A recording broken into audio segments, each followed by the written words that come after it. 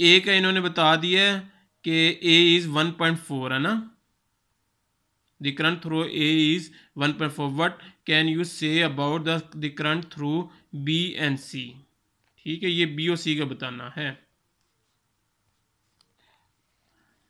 हाँ ना, देखो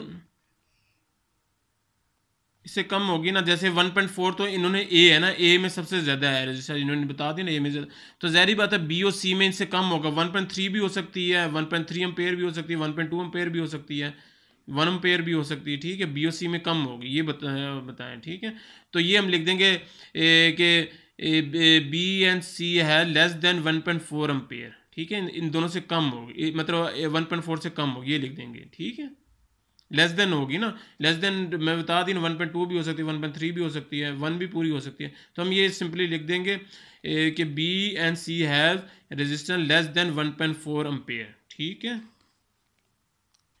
हाँ देखो ना, इसमें सीरीज में लगा हुआ है ना, इसलिए सेम करंट फ्लो होगा। तो 1.4 अगर ए में हो रहा है ना, तो बी और सी में भी 1.4 ही होगा। ठीक है, क्योंकि सीरीज में लगा हुआ है ना, इन्होंने ये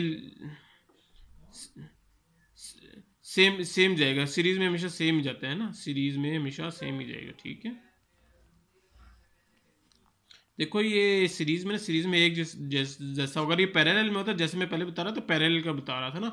पैरेलल में तो 1.4 है तो कम ज़्यादा हो जाती है ना, जबकि सीरीज में ना एक ही जैसा करंट फ्लो हो रहा है, तो एक ही जैसा होगा ना, आगे 1.4 होगा तो सी में भी 1.4 होगा, बी में भी 1.4 होगा अम्पेयर, और सी में भी 1.4 होगा, ये क्योंकि सीरीज में लगे हैं ना।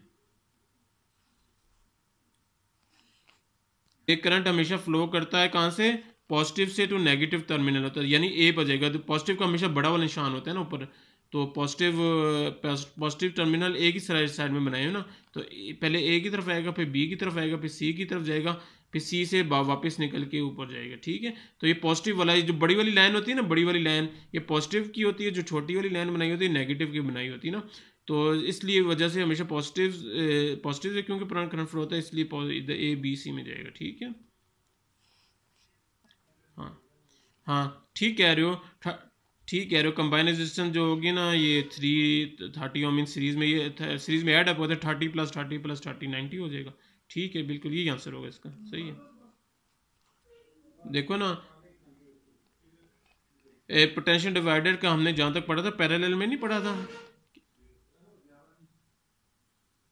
पैरेलल में पढ़ा था ना। ठीक है, हाँ हाँ,